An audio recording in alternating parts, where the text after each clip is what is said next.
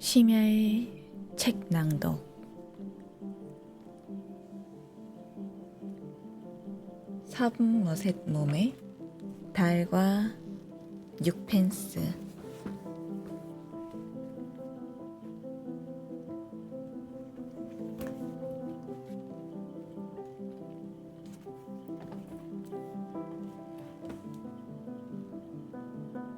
그로부터 2-3일이 지나자 더크 스트로브가 나이를 찾아왔다. 블랑 씨와 만났다면서? 하고 그는 말했다. 도대체 그건 어떻게 알았나? 자네가 그들과 함께 있는 걸 본 사람에게서 들었네. 왜 나한테는 말해주지 않았나? 자네를 괴롭힐 뿐이라고 생각했기 때문일세. 괴로워도 상관없네. 그녀에 대해선 아무리 사소한 일이라도 듣고 싶단 말일세. 그런 줄은 자네도 잘 안 텐데 왜?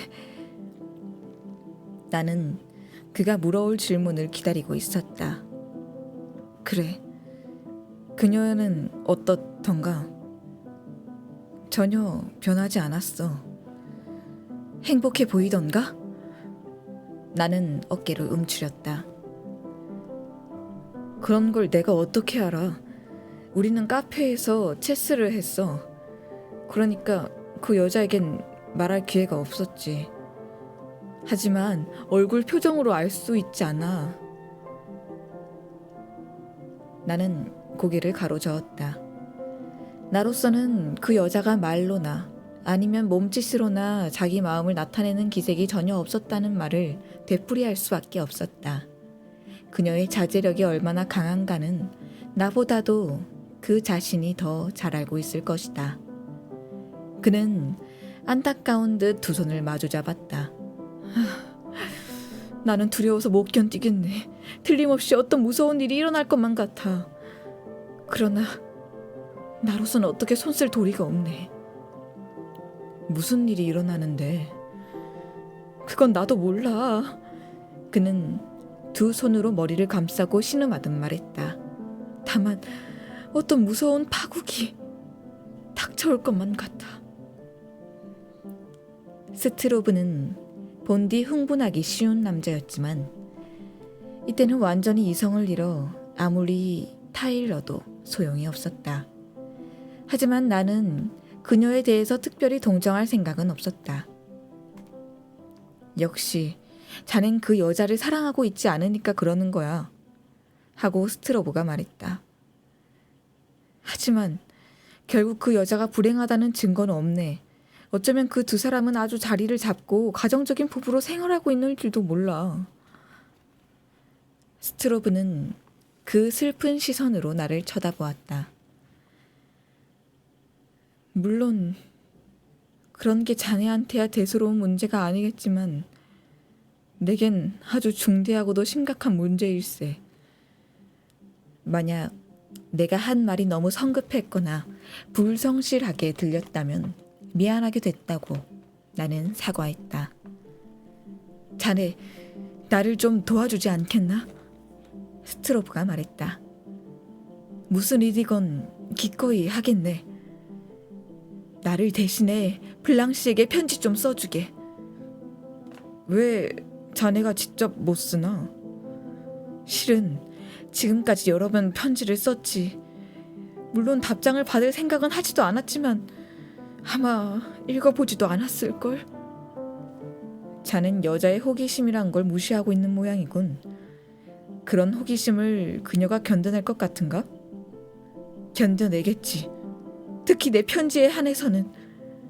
나는 재빨리 그를 쳐다보았다. 그는 시선을 아래로 떨구었다. 그의 그 대답이 나에게는 묘하게 굴욕적으로 들렸던 것이다. 그녀가 그의 필적을 보아도 전혀 아무런 느낌도 들지 않을 만큼 무관심한 태도로 그를 바라보고 있었다는 것을 그는 알고 있었던 것이다.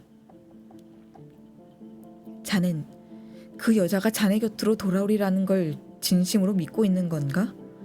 하고 나는 물었다. 아니야. 다만 최악의 사태가 일어나면 나에게 부탁할 일이 있으리라는 걸 그 여자에게 알려주면 되네. 자네에게 부탁할 것도 바로 그 말을 전해달라는 걸세.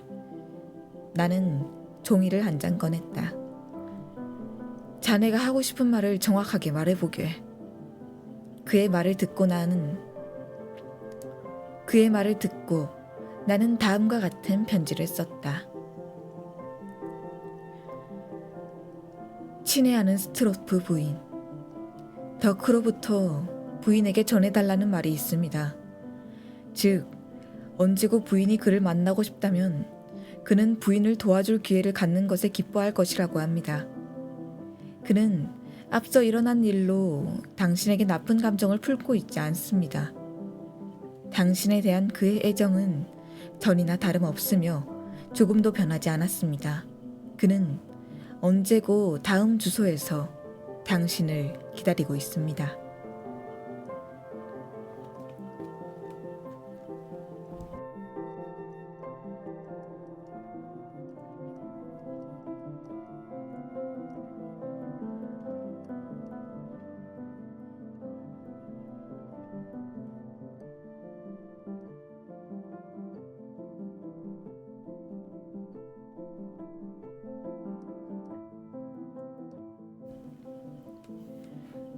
어느 날 아침, 나는 일을 하고 있었다.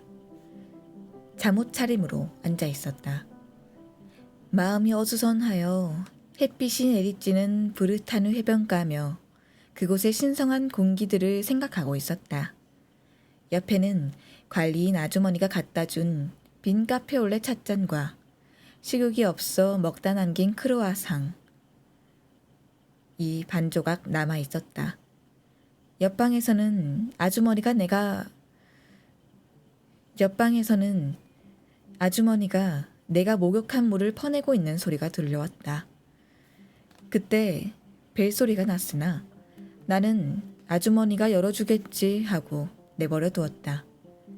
그러자 내가 방에 있느냐고 묻는 스트로브의 목소리가 들려왔다. 나는 자리에 앉은 채 큰 소리로 들어오라고 말했다. 그는 곧 들어오더니 내가 앉아있는 테이블 옆으로 다가왔다. 그 여자가 자살했어. 그의 목소리는 가라앉아 있었다. 아니, 그게 무슨 소린가? 나는 깜짝 놀라 되물었다.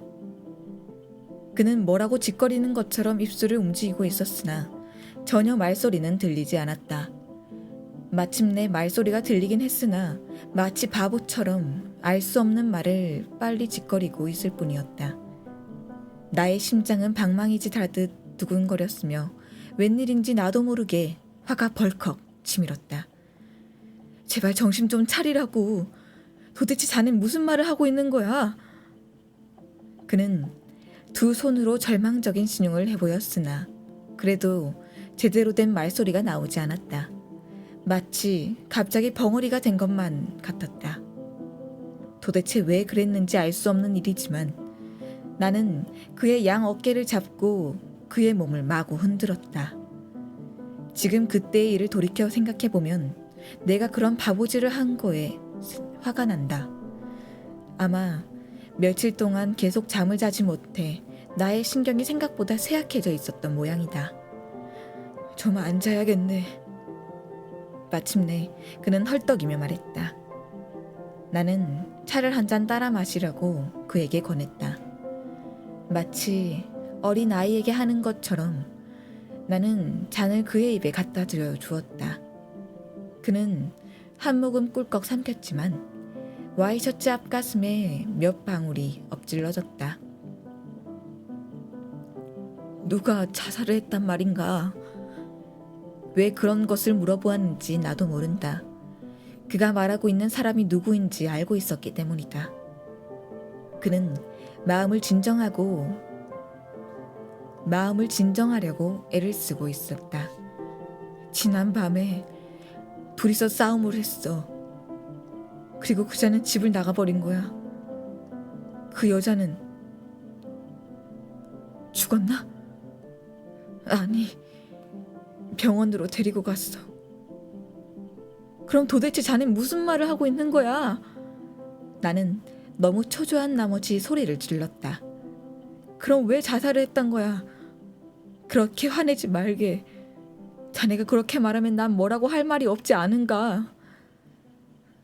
나는 초조한 마음을 가라앉히려고 두 주먹을 불끈 쥐고 입가에 미소를 띠려고 애를 썼다. 미안해. 천천히 말해주게. 제발 부탁이니 덤벙대지 말라고. 안경 너머로 보이는 그의 파란 눈이 공포로 휘둥그레졌다.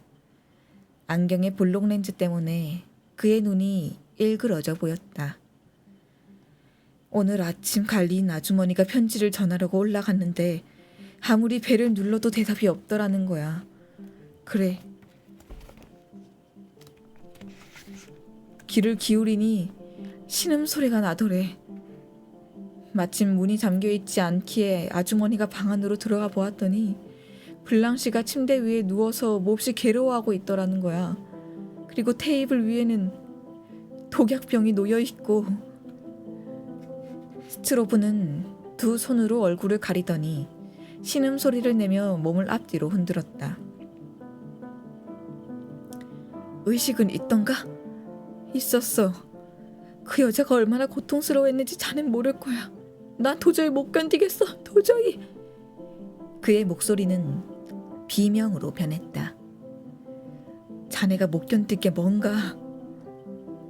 나는 초조해서 소리를 질렀다. 못 견딜 사람은 그 여자야. 하지만 자네가 잘못한 일이 뭐냔 말이야.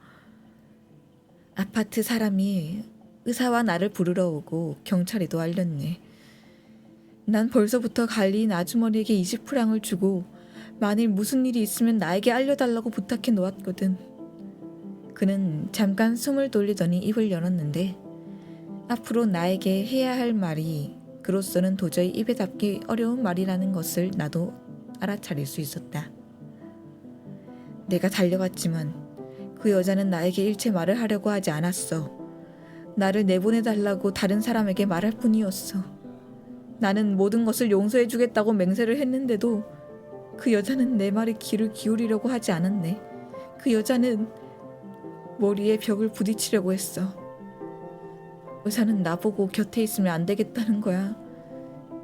그 여자는 저 사람을 쫓아내야 하고 계속 소리를 지르지 뭔가. 나는 할 수 없이 그 자리에서 나와 아틀리에에서 기다리고 있었지. 그리고 구급차가 와서 그 여자를 들것에 실을 때 내가 그곳에 있는 건 알면 안 된다고 해서 나는 부엌으로 쫓겨났단 말일세. 병원으로 가는 도중 그는 왜 나에게 같이 가달라고 했는지 그 이유를 설명했다. 비록 그녀가 그를 만나기를 거절했다 하더라도 아마 나는 만나주리라는 것이다. 그리고 그가 아직도 그 여자를 사랑하고 있다는 사실을 전해달라고 나에게 애원했다. 그는 무슨 일이고 그녀를 나무랄 생각이 없으며 다만 그녀를 도와주고 싶을 따름인 것이다. 그녀에 대하여는 아무런 요건 조건도 없으며 회복한 뒤에도 자기에게로 돌아오리는 말을 하지 않았다. 그러니까 그는 완전히 자유로운 몸이 된 것이다. 이런 사실도 그녀에게 전해달라고 말했다. 우리가 막상 병원에 도착하고 보니 아주 쓸쓸해 보이는 건물이었으며 보기에도 가슴이 답답해 보이는 곳이었다. 이 사무실에서 저 사무실로 끌려다니는가 하면 한없이 반복되는 계단을 올라가기도 하고 아무 꾸밈도 없는 긴 복도를 지나가기도 하며 가까스로 담당 의사를 만났다. 하지만 결국 환자의 용태가 매우 좋지 않아 그날은 면회를 시킬 수 없다고 거절을 당했다. 이렇다 할 위험은 없습니다. 의사는 우리가 묻는 말에 그렇게 대답했다. 다만 얼만큼의 약을 마셨는지 알 수 없어서요. 두려움 때문에 약을 먹은 일도 있으니까요. 여자들이란 언제나 애정 때문에 자살을 기도하지만 대부분의 경우 성공하지 않도록 조심하니까. 대체적으로 보아 사랑하는 남자의 가슴에 연민과 공포를 불러일으키기 위한 하나의 시위죠. 그렇게 말하는 의사의 말투에는 싸늘한 경멸의 빛이 숨겨져 있었다. 그에게 있어 블랑시 스트로브는 그해 파리시의 자살 미주자 통계 리스트에 오르는 하나의 단위에 불과했던 것이다. 그는 바쁜 몸이라 더 이상의 시간을 우리 때문에 낭비할 수는 없었다. 그는 우리에게 만일 내일 어느 시각에 블랑시의 용태가 좀 차도 있게 되면 남편만은 면회를 할 수 있을지도 모른다고 말했다.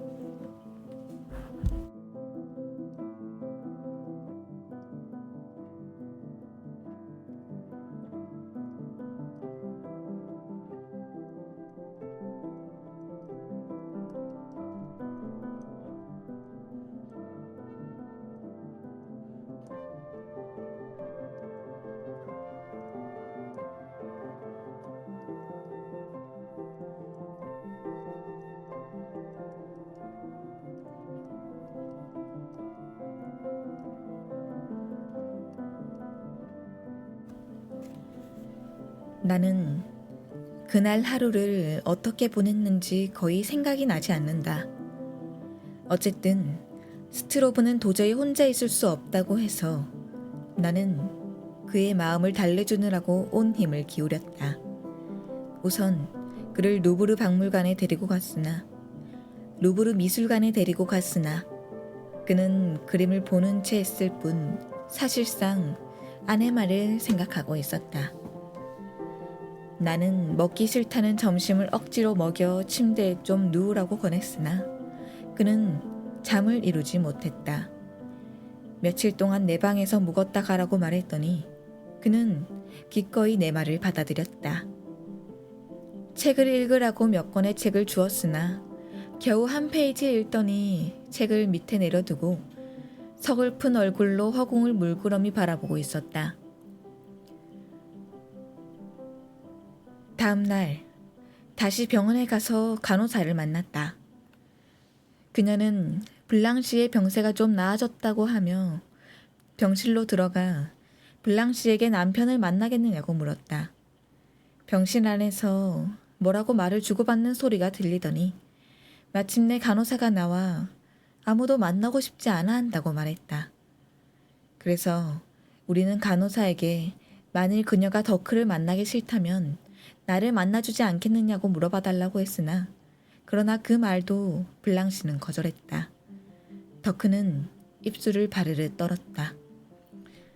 강요할 순 없어요. 하고 간호사는 말했다. 상태가 너무도 나쁘다니까요.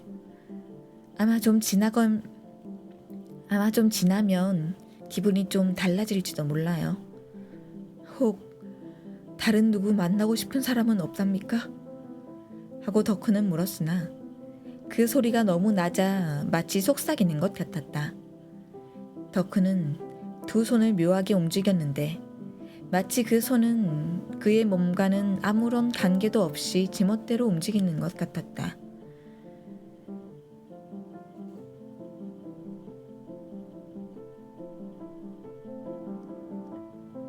그분은 그냥 가만히 있게 해달라는 거예요.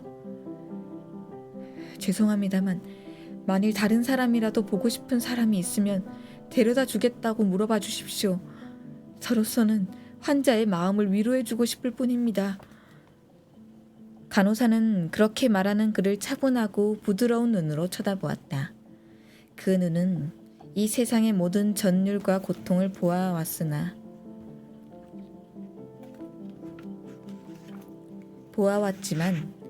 죄 없는 세계의 환상에 차 있어 차분히 가라앉아 있었다.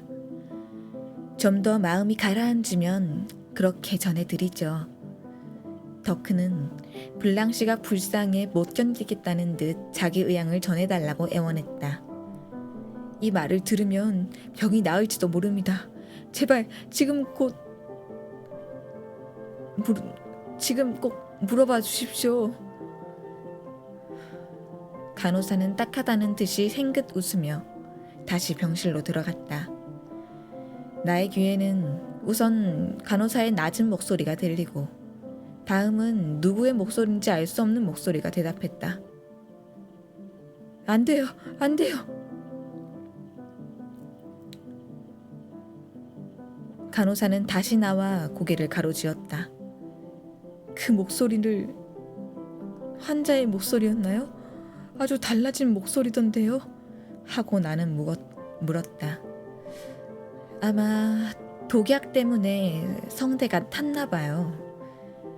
덕크는 나직하게 비탄의 소리를 질렀다. 나는 간호사와 이야기하고 싶은 것이 있으니 먼저 나가 현관에서 기다리라고 그에게 말했다. 그는 무슨 이야기를 할 것이냐고 묻지도 않고 잠자코 나가버렸다. 그는 의지력을 완전히 상실한 것 같았다. 마치 말을 잘 듣는 아이처럼. 그녀가 왜 그런 짓을 했는지 당신에게 말했습니까? 나는 간호원에게 물었다. 아니요. 아무 말도 하지 않았어요. 다만 입을 다문 채 반드시 누워있을 뿐입니다. 몇 시간이고 꼼짝도 안 해요. 계속 울기만 해요. 베개가 푹 젖어 있어요. 너무 힘이 빠져 손수건도 쓸 수 없는 모양이에요. 눈물이 흐르는 대로 그냥 내버려 두고 있어요.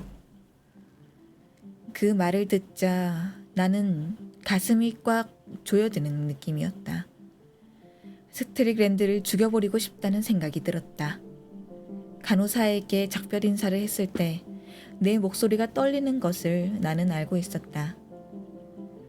덕크는 현관 앞 계단에서 나를 기다리고 있었다. 그의 눈에는 아무것도 보이지 않는 듯 내가 그의 팔을 만질 때까지 내가 옆에 와 있는 것도 모르고 있었다. 우리는 잠자코 걸었다. 나는 도대체 무슨 일이 있었기에 그 불쌍한 여자가 그처럼 무서운 일을 했을까 하는 상상을 여러모로 해보며 걸었다. 틀림없이 스트릭랜드도 무슨 일이 일어났다는 것을 알고 있을 것이다. 경찰이 그를 찾아갔을 것이고 그는 경찰의 신문에 진술을 했을 것이다. 지금 그가 어디 있는지 나는 알 수 없었다. 아마 전에 아틀리에로 쓰고 있던 그 비참한 다락방으로 돌아간 걸지도 모른다. 그러나 그녀가 그를 만나려 하지 않는 것은 이상한 일이다. 아마 그가 올 사람이 아니라는 것을 이미 알고 있었기 때문에 그녀는 그를 부르러 가지 못하게 했을지도 모른다.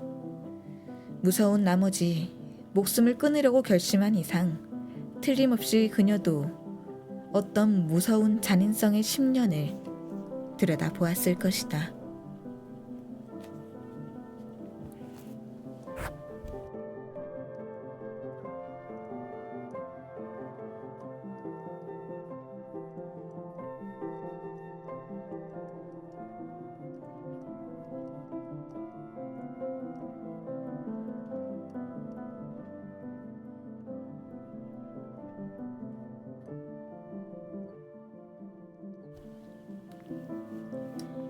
그 다음 주는 참으로 악몽과도 같은 일주일이었다.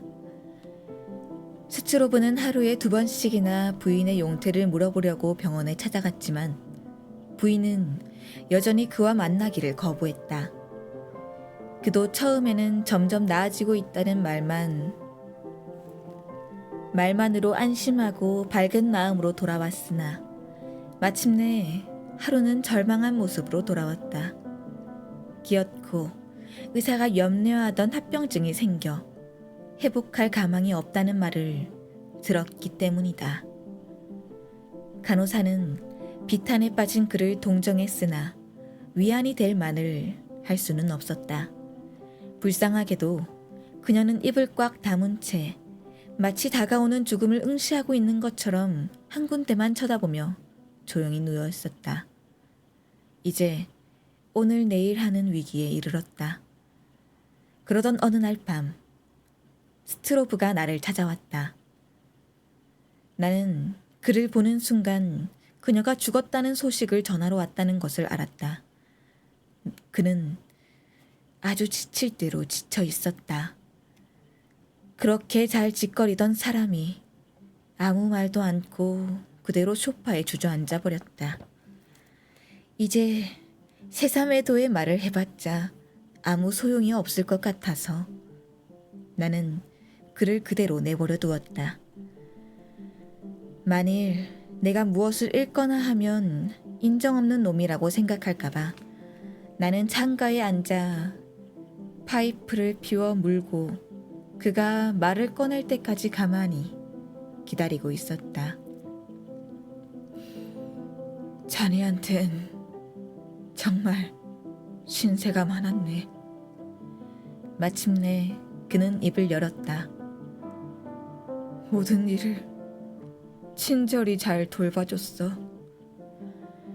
무슨 소린가 쓸데없이. 나는 좀 망설이다 이렇게 말했다. 병원에 가니까 좀 기다려보라고 하더군. 의자를 내주기에 나는 문 밖에서 기다리고 있었네. 그녀가 혼수 상태에 빠졌으니까 들어와도 괜찮다고 하는 거야. 그녀의 입이며 턱이 온통 산으로 타버렸지 뭔가. 그 곱던 산결이 아주 몰라보게 변해버렸어. 정말 볼 수 없더군. 너무 조용히 숨을 거두었기 때문에 간호사가 말해줄 때까지 나는 죽은 줄도 몰랐어. 그는 너무 지쳐서 울 힘도 없었다. 온 힘이 다 빠져버린 듯 벌렁 누워있더니 잠시 뒤에 잠이 들었다. 이것이 일주일 만에 처음 자는 자연스러운 잠이었다. 냉혹하기 이를 데 없는 자연도 때로는 자비를 베푸는 경우가 있는 법이다. 나는 그에게 이불을 덮어주고 불을 껐다.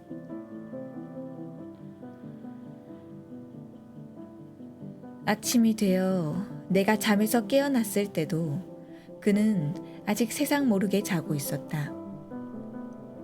어젯밤에 누운 자세를 조금도 흐트러지지 않고 있었다.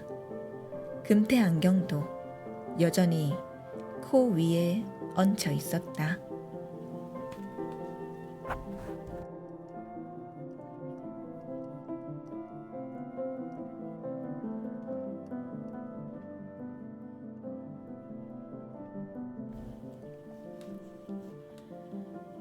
블랑시 스트로브의 죽음은 사정이 사정인 만큼 지겨울 정도로 복잡한 수속이 필요했으며 그런 절차를 거친 뒤에야 겨우 매장 허가가 나왔다.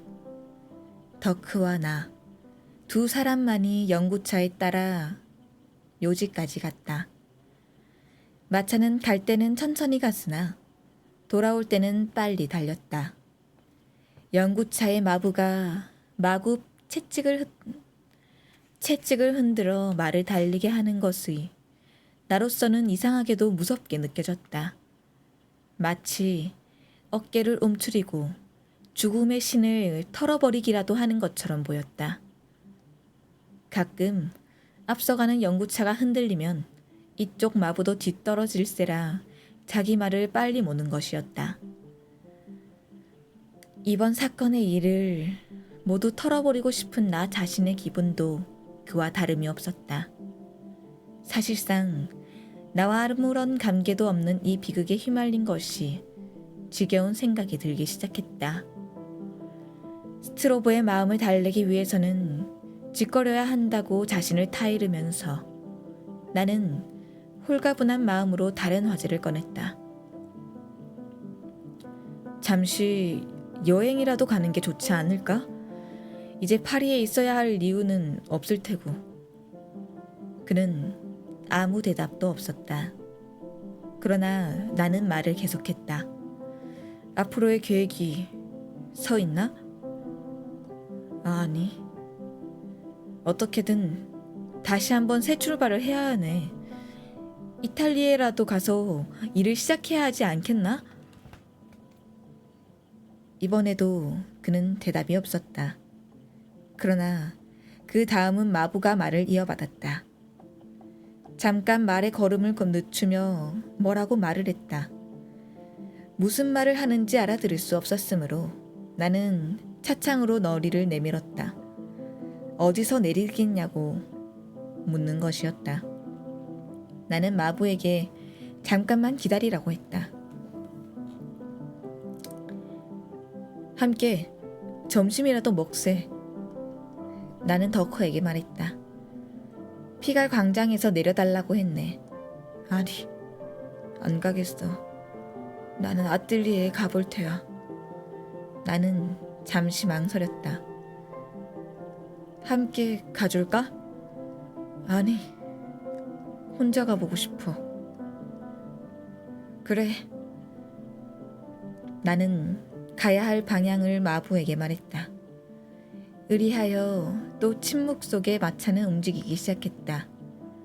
그러고 보니 블랑시를 병원에 입원시킨 그 불행한 아침 이후로 더크는 아틀리에에 발을 들여놓지 않았다. 같이 가자는 말을 하지 않아 나는 한시름 놓았다.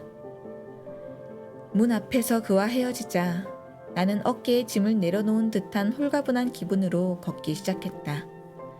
파리의 거리에서 새로운 기쁨을 느낄 수 있었다. 바쁘게 오가는 사람들을 나는 미소를 띤 눈으로 바라보았다.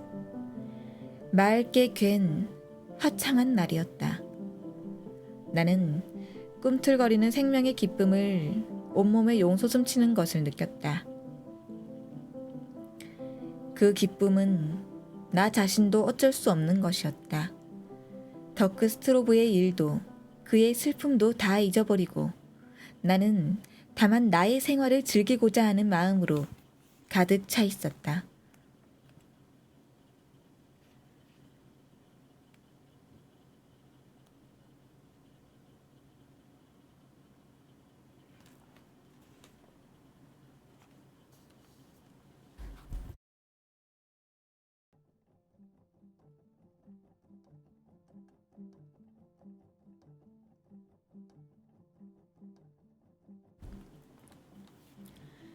그로부터 일주일가량이나 그를 만나지 않았다. 그런데 어느 날 저녁 7시가 조금 지났을 무렵 그가 불쑥 나타나 저녁을 먹으러 가자고 말했다. 까만 상복을 입고 실크 모자에도 넓은 검은 리본을 두르고 있었다. 손수건에까지 검은 테를 둘렀다. 그 상복 차림은 마치 이 세상 친적이란 친적은 모조리 한꺼번에 잃어버린 엄청난 비극의 주인공이나 되는 것처럼 과장된 차림새였다. 그러면서도 뚱뚱한 몸집이나 혈색 좋은 통통한 볼이 그 상복 차림과는 어울려 보이지 않았다. 불행한 저주에 놓여 있으면서도 어딘가 익살스러운 점을 지니고 있어야 한다니 너무 잔인한 일이었다. 그는 파리를 떠나기로 결정했다고 말했다. 그가 가기로 정한 곳은 내가 권한 이탈리아가 아니라 네덜란드라고 말했다. 내일 떠날 예정일세. 자네 만나는 것도 이게 마지막이겠지. 나는 내 나름의 대답을 했으나 그는 힘없는 미소를 띠고 있었다. 고향에 가본 지 벌써 5년이나 됐어. 이제 모든 걸 다 잊어버린 것 같네. 이렇게 멀리까지 왔다가 이제 새삼 아버지를 찾아갈 면목은 없네만 그러나 지금 내가 몸 담을 곳이라곤 거기밖에 없단 말일세. 쓰라린 상처로 지쳐버린 그의 마음은 따뜻한 어머니의 품으로 돌아가는 모양이다. 몇 년 동안 계속되어 온 세상의 조소가 이제야 그에게도 부담스러워진 것 같았다. 게다가 블랑시의 배신이란 결정적 타격이 그때까지 그 조소를 명랑하게 받다 넘겨온 그의 마음의 탄력을 앗아갔는지도 모른다. 우리는 이제 그를 보고 웃던 사람들과 함께 웃을 수 없게 됐다. 그는 혈현단신의 외로운 몸이 된 것이다.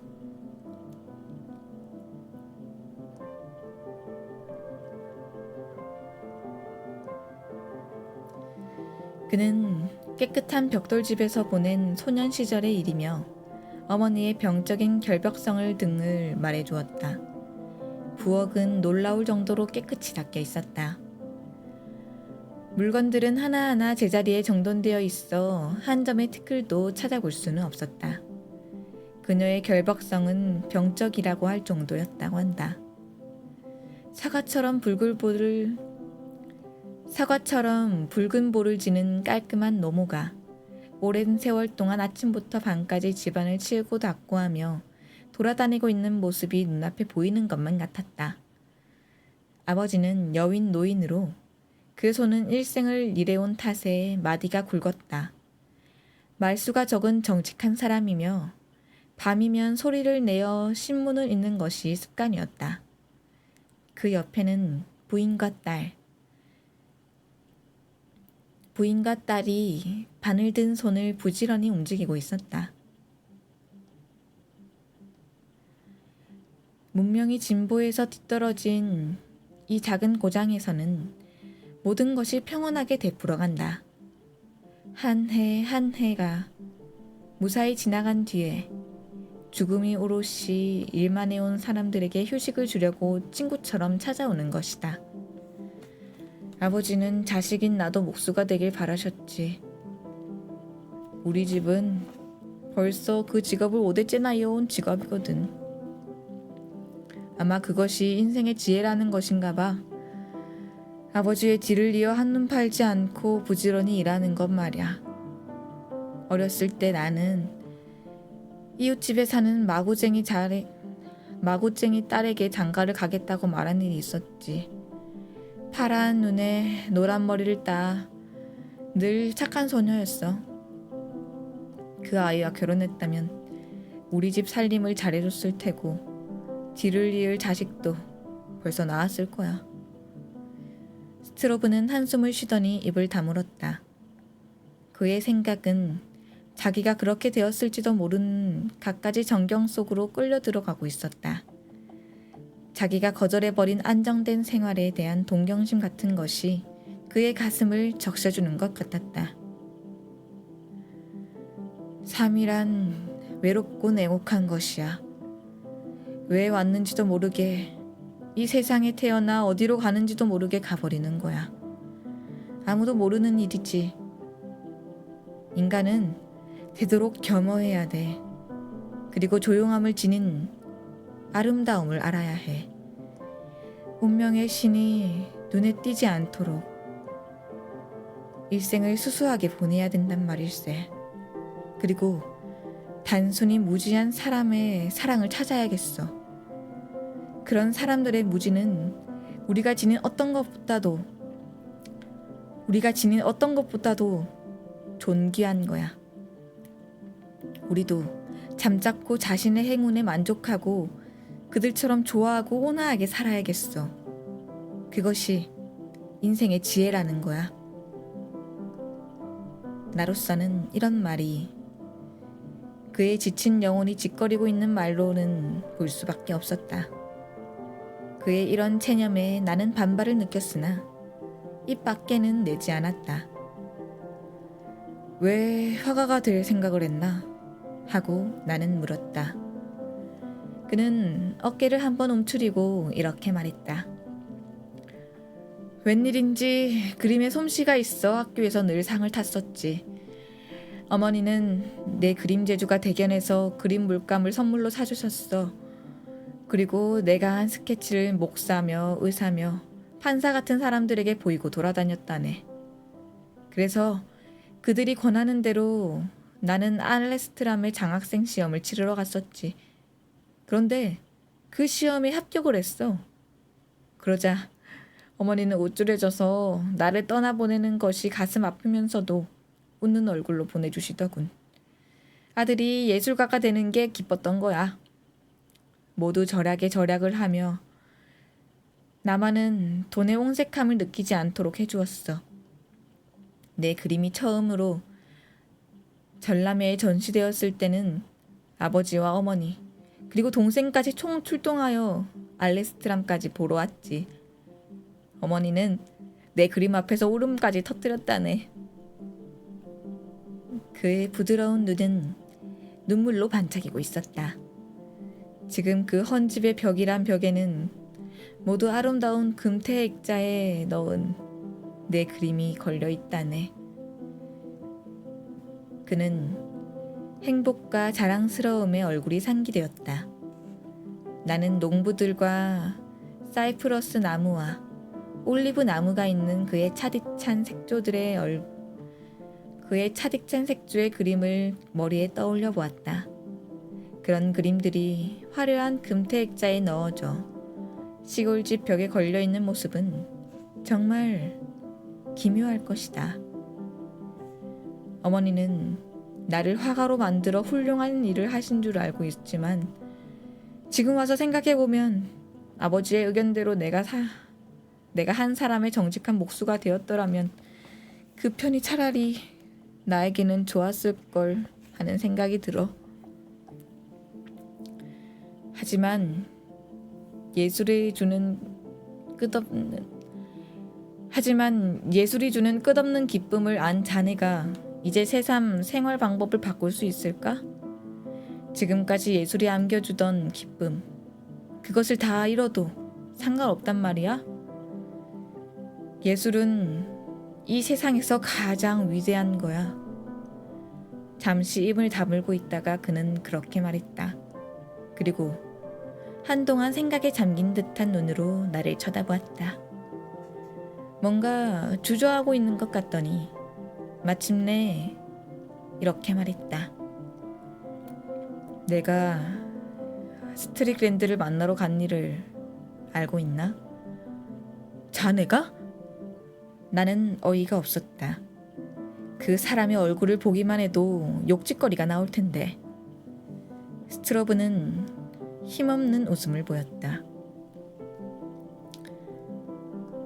이제 알고 있겠지만 나에겐 엄밀히 말해 자존심 따윈 없어졌네. 그건 무슨 뜻인가? 그러자 그는 기묘한 이야기를 한 가지 해주었다.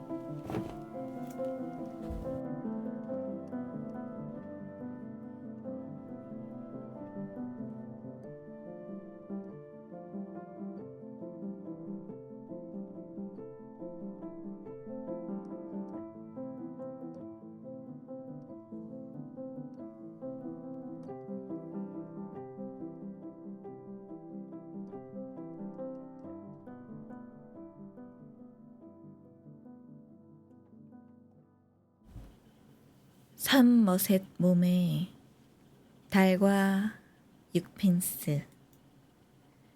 오늘의 책 낭독은 여기까지 들려드리겠습니다. 오늘도 들어주셔서 감사합니다. 오늘도 잘 자요.